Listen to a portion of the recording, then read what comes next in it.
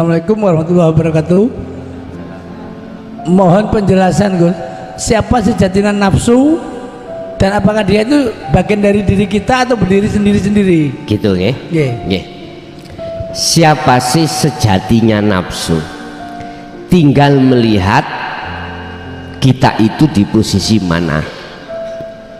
Kalau di posisi di luar ahad, ya jelas nafsu adalah bagian daripada makhluk yang diutus oleh Allah untuk menguji kesetiaan kita pada Allah. Dan di situ ada nafsiyah dan amarah, ada lawamah dan mutmainnah. Yang nafsiyah amarah itu masuk di dalam sifat basariyah, yang lawamah dan mutmainnah masuk dalam sifat basiroh. Dua kelompok ini sudut pandangnya atau visi dan misinya berbeda.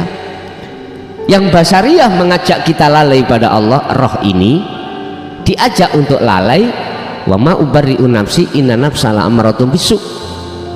Yang basirah mengajak untuk kembali kepada Allah, ya ayyatuhan nafsul mutmainnah irji'i ila rabbiki radiyatan mardiyah.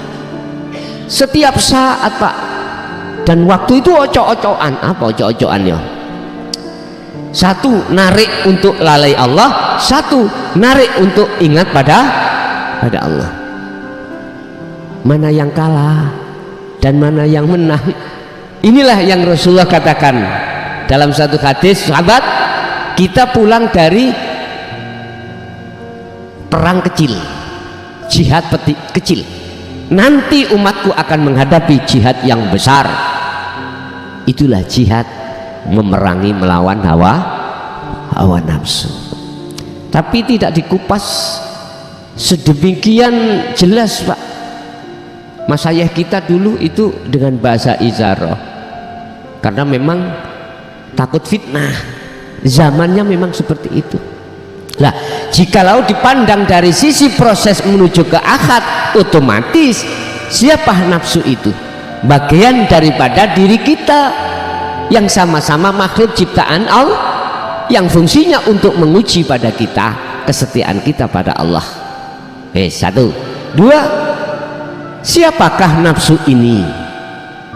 Kalau saya jawab dari sisi hakikat, dari sisi akad, ini Allah ana.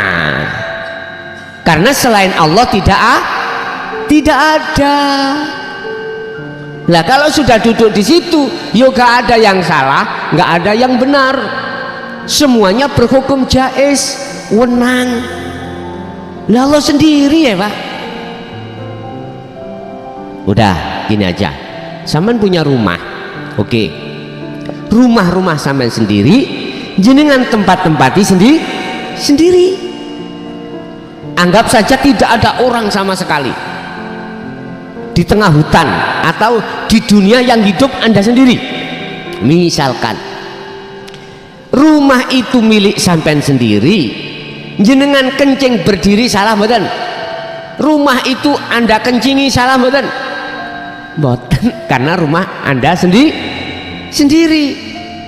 Apapun yang jenengan lakukan suka-suka, karena panjenengan punya sifat jaiz. Wes, coba ada orang lain misalkan, entah itu tamu, langsung masuk tanpa permisi, salah betul?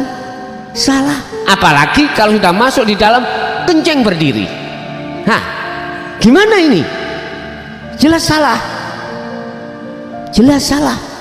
Karena bukan rumahnya sendiri.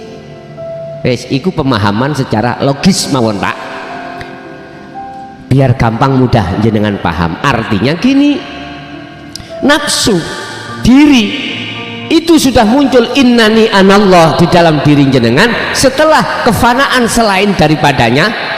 Maka apa yang dikatakan nafsu dari itu tadi loh Pak, jari yang goda, melalaikan, yang satu mengajak ketaatan, ingat. Loh, di situ yang peran siapa? Tinggal kita melihat dari mana kita mensikapi nafsu. Apakah dari apa namanya syariat apa hakikat. Kalau syariat jelas Pak, itu bagian daripada diri kita, makhluk, sama-sama makhluk. Makanya maksudku anfusakum wa ahlikum naro. Kalau saya terjemahkan ayat ini secara individu, siapa ahli? Ya ini nafsiyah, amarah, lawamah, mutmainnah, itu ahli. Kalau kita lebarkan ya anak, istri, saudara, bahkan umat, begitulah. Tapi kalau kita mensikapi nafsu aslinya, hakikatnya itu bagaimana? Munfaksin, nafsu, diri. Kalau sudah pada ahad, kan selain Allah sudah tidak ada, berarti aku sendiri. Akhirnya tidak muncullah nafsiyah, lawamah, amarah, mutmainnah, nggak muncul. Nama makhluk nggak muncul, nama roh nggak muncul, la ibsar, wa mubsar, wa bashar. Nama Allah pun tidak muncul. Akhirnya dimunculkan ben mudah ana. Dari proses la ilaha illallah, la ilaha illa huwa, la ilaha illa anta, terakhir la ilaha illa ana. Syariat, tarekat, hakikat, makrifat. Siap. Ada lagi? Assalamualaikum warahmatullahi wabarakatuh. Gini mau tanya ini Gus, ini sebelum berdoa harus bertemu Allah dulu. Yang dimaksud bertemu Allah ini yang bagaimana Gus? Satu. Yang kedua, salam di dalam sholat itu salam untuk siapa Gus? Salam. Salam di dalam sholat ini Gus. Kiri kanan itu. Nggih, ini salam untuk siapa? Nggih. Yang ketiga ini Gus, untuk mengalahkan nafsu ini bagaimana Gus? Nggih.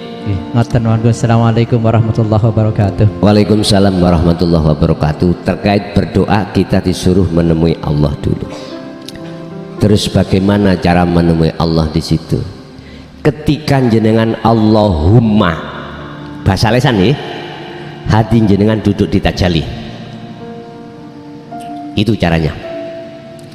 Ketika lesan berbunyi Allahumma dan seterusnya, hati kita harus ini wajah tu wajia alias bertajalli, menetapkan apa yang berlaku di dalam akmal jenengan ini semata-mata menetapkan keakuan Allah, tapi jangan diartikan Allah ndungo Allah.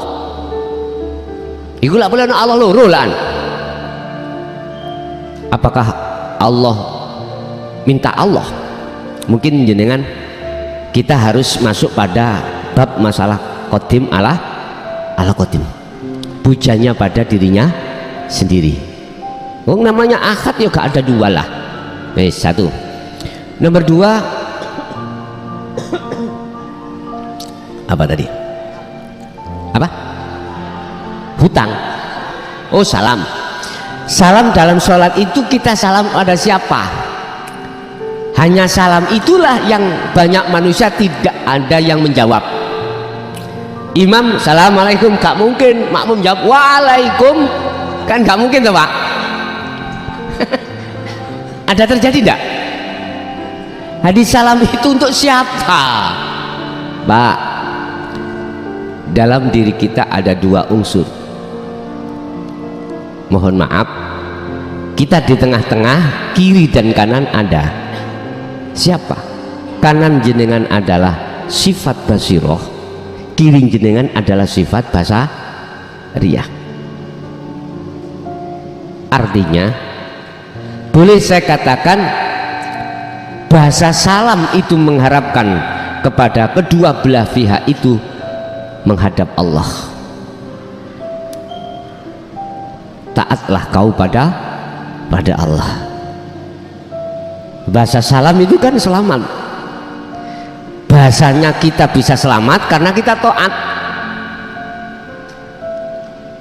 Tapi entah itu paham maupun enggak, kita selama ini sholat membaca salam kanan assalamualaikum, terus lagi Pak kalau kita sholat jenazah beda tak? Lengkap man assalamualaikum warahmatullahi wabarakatuh. Aku yakin nggak ada jamaah yang menjawab waalaikumsalam warahmatullahi wabarakatuh, nggak ada. dia pun mengikuti. Sebetulnya yaitu tadi, baik imam maupun makmum itu harus menyapa, mensalamkan terhadap sifat basariyah dan basiro supaya taat pada Allah. Tidak cukup sampai di situ, Pak. Terbawalah kita ketika kita sebagai taziin menghantar jenazah, ditambah lagi ketika di makom wa'mudin nalkin, nah gitu dah, kita dituturi lagi apa di situ tentang masalah penalkinan terhadap mayat. Isinya adalah lekaslah kau kembali kepada Allah. Siapa Tuhanmu? Malaikat mungkar nakir, ya fulan, ojo kaget nanti kau didatangi malaikat mungkar nakir, hanya tanya tentang masalah marabbuka manabiyuka dan seterusnya. Jawablah Allahu Rabbi. Itu maksudnya sebetulnya dikembalikan pada kita, Pak, yang belum mengalami kematian. Lekaslah kita kembali pada Allah dalam konteks apapun. Iman, jangan terus beriman pada selain Allah. Wa anibu ila rabbikum, lekaslah kau beriman hanya pada Allah dalam aspek apapun. Buktinya la haula wala quwata illa billah. Tidak ada daya upaya apapun makhluk itu, kekuatan apapun, tapi ketika saat itu terjadi daya upaya, itu semata-mata illa bil. Enggak, kita makhluk itu masih melihat orang, masih beriman pada makhluk. Inilah maksudnya. Makanya bisa nanti kalau Pak Mudin Alkin gak ngomong masalah yang mukhotabnya itu tidak hanya ditujukan pada si mayit, tapi juga boleh ditujukan pada yang hadir taziin. Hei bapak-bapak, jenengan sing rawuh ndang baliyo sira sebelum terjadi seperti ini pada Allah. Sebab kalau sudah terjadi ini, bagaimana Az-Zumar ayat 54, tsumma la tunsarun, tidak akan pernah mendapatkan pertolongan dari Allah tatkala saat di dunia kesempatan yang diberikan Allah berpuluh tahun untuk kembali kepada Allah tidak lekas digunakan. Begitu. Yes, jadi salam itu terhadap diri kita sendiri. Makanya mengapa orang lain tidak jawab waalaikumsalam. Udah. Yang ketiga, bagaimana cara kita mengendalikan nafsu? Sederhana, cukup apa yang menjadi kehendak jenengan ataupun yang di luar kehendak jenengan, tetapkanlah itu kehendakku Allah. Pun jadi jangan pernah mengakui kehendakku makhluk, tapi tetapkanlah kehendakku Allah. Tapi kita tolong jangan diucap di lesan, Pak, di muka orang lain. Kehendakku Allah, misalnya sampai tuting-tuting, ini salah paham nanti bahaya ya. Oke, ada lagi. Assalamualaikum warahmatullahi wabarakatuh. Kula Beni saking Rangkaharjo, Gus. Jujur aja semenjak kula mengikuti pengajian tauhid atau dinul haq niki, terus terang hati saya semakin tenang, ayem. Dulu-dulunya belum, meskipun saya mengikuti lewat live streaming maupun tatap muka nih. Nah, niki pertanyaan kula niki, kula nate sharing kali teman, Gus. Jadi kalau seandainya berziarah ke orang tua, tapi orang tuanya ini non muslim, misalkan contohnya saya berziarah ke orang tua dan orang tua saya non muslim, itu katanya sih doa saya nggak bisa nyampe. Nah, menurut syariat itu terus pun kalau dilihat dari kacamata hakikat, padahal kan namanya doa itu kan masing-masing roh. Itu yang pertama. Terus yang kedua, kalau saya melakukan dzikir sirul asror di setiap aktivitas itu kadang-kadang saya terhenti, terus tiba-tiba berapa detik atau menit saya ingat lagi. Itu memang prosesnya atau gimana? Tolong pencerahannya, Gus. Terima kasih. Assalamualaikum warahmatullahi wabarakatuh. Waalaikumsalam warahmatullahi wabarakatuh. Apapun alasannya, antara mukmin dengan wong kafir itu secara kacamata syariat memang tidak bisa diterima, nggak bisa, terhijabi karena terhijab secara syariat. Mengapa terhijabi? Karena secara syariat kita masih merasa kalau kita yang melakukan. Disitulah letak terhijabnya, di situ, Pak. Siapapun kita secara syariat kirim donga mesti ning ati yakin aku yang kirim, aku makhluk nih loh, Pak ya. Inilah yang sebagai penghalang. Kan diterangkan di dalam Al-Quran terkait siapa itu? Nabi Muhammad itu. Entah Nabi Ibrahim doanya tidak bisa diterima untuk pengampunan pamannya atau gimana itu, saya lupa. Itu secara syariat. Tapi bagaimana kalau secara hakikat? Hukum itu akan berubah, Pak. Hukum itu akan berubah menjadi jaiz itu manakala Allah sendiri suka-suka Allah. Kalau pandangan hakikat itu mandang Allahnya tuh ya, bukan mandang makhluknya. Artinya ketika kita berdoa, kalau itu memang secara hakikat jenengan tidak akan merasa diri jenengan yang melakukan, justru di dalam hati jenengan keakuannya Allah yang melakukan. Kalau sudah yang melakukan Allah, siapa yang bisa menghalangi? Walaupun secara hukum apa niku namanya, kedaulatan, hukum kedaulatan mengatakan siapa yang melanggar neraka, siapa yang taat surga. Ini dibalik, orang yang melanggar mesti ahli adab, tapi nyatanya di putusan akhir menjadi rahmat. Jikalau Allah yang melakukan seperti ini, siapa yang bisa protes? Siapa yang bisa menghalangi? Satu contoh, hanya gara-gara si wanita nakal meminumkan air terhadap anjing, dia jadi ahli rahmat. Terus siapa yang bisa protes? Gak bisa. Sama dengan gini, Pak, saya ini wali kota Surabaya. Hukum kedaulatan di sini, siapa yang melanggar lampu merah ditilang. Undang-undang pasal dibuat itu tidak hanya satu kelompok, semua kelompok. Siapapun nggak boleh. Kalau merah harus berhenti, kalau hijau harus berjalan terus.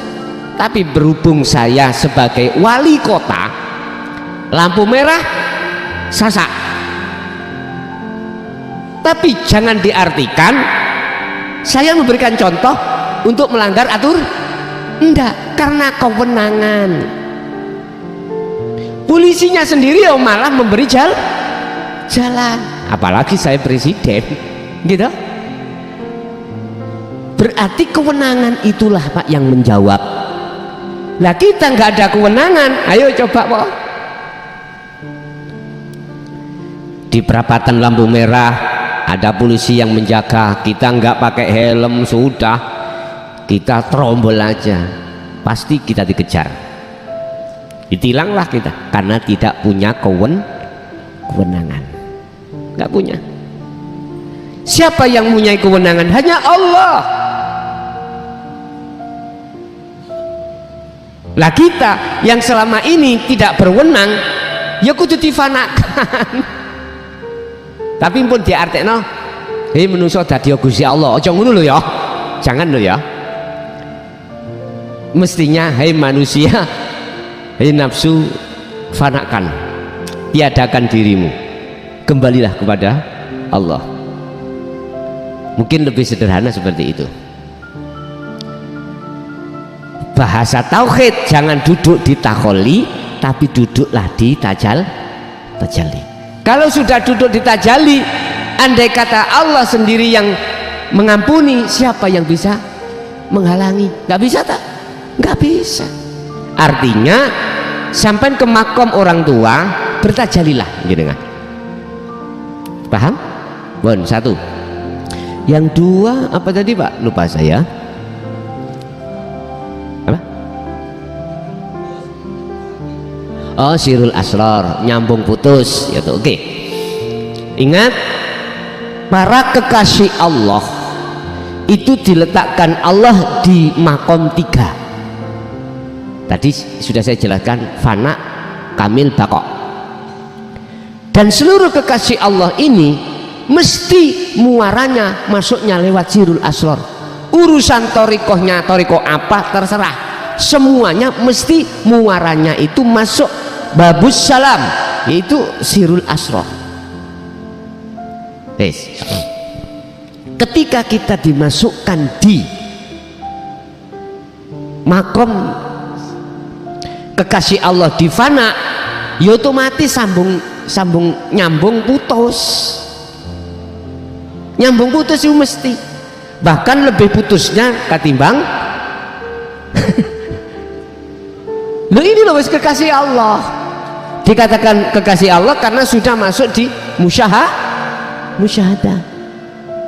Lah pengen sampai gak putus nyambung alias nyambung terus, lanjutkan fastaqomu wadhkur isma rabbika bukratan wa asila. Mulai pagi sampai sore jangan ada jeda. Hati kita melatih terus untuk berzikir, jangan ada jeda. Apa sakit Gus? Ya dilatih toh. Belum tanya gitu, ya gak budal kuliah gak berangkat. Kita cemplungi, kita buktikan, kita praktekkan. Udah, aku pasti nanti jenengan ada nilai tambah nanti, nilai tambah. Wa minal laili fasjud. Malam pun juga begitu, tawilan lailan tawilan, dengan malam yang panjang gunakan hati untuk berzikir. Berapa hari, berapa minggu, berapa bulan, berapa tahun, ya gak usah dihitung, yang penting dilakoni, pasti nanti ada perubahan. Lah jenengan tatkala dipindah Allah di pos kedua, yaitu di musyahadatul kamil, beda Pak Mun. Coro lepas itu nggak terlalu lama, sedikit sekali. Ya, dengan begitu ya terus sampai itu mengasah terus. Zikir tadi diasah terus sampailah jenengan itu di musyahadatul baqo. Kalau sudah di situ maka nggak bisa putus sudah. Baik terjaganya dirimu atau tertidurnya jasmaniahmu, tetap ruhaniyahmu berzikir. Tidur napasmu tetap berzikir terus, hatimu. Begitu caranya Pak ya. Jadi kembali kepada cara nenek, ingin putusnya reda, ada proses di mana jenengan itu nanti masuk di dalam surat Al-Insan 25-26, pagi sampai sore, malam pun juga begitu, sibuk terus tanpa jeda hati untuk berzikir. Lah kula repot kerja Gus, ya ambek kerja, ya oleh sedapat-dapatnya gitu. Pingin langsung oleh yang besar, oke, tinggalkan anakmu, tinggalkan istrimu, tinggalkan kerjamu, udah kamu duduk di tengah hutan atau duduk di pinggir kali sungai, udah nggak makan Gus, ya nggak tahu. Udah sibuk terus di situ, atau Pak di rumah suwung terus di situ, gak gila Gus, ya nggak tahu. Belum kok tanya gak gila, belum tanya nanti lapar bagaimana, berarti Kak belum kalau masih tanya lapar, masih tanya nggak gila, berarti belum siap gitu loh Pak ya. Oleh karena belum siap, udahlah lebih baik kita praktekkan sedapat-dapatnya di tengah-tengah kita itu, dengan di tengah keluarga. Dikatakan lakukanlah itu dengan semampu yang ada pada dirimu. Ngoten. Nggih, ada lagi. Sampun, nggih. Bapak Ibu hadirin jamaah rahimakumullah, sudah jam 9:30 kurang. Jadi mungkin jamaah juga banyak aktivitas lain habis ini. Mulai awal sampai akhir apa yang telah kita terima dari Allah semoga menjadi ilmu yang bermanfaat, barokah terhadap kita dan keluarga kita ila yaumil qiyamah. Lahumul Fatihah. Bismillah.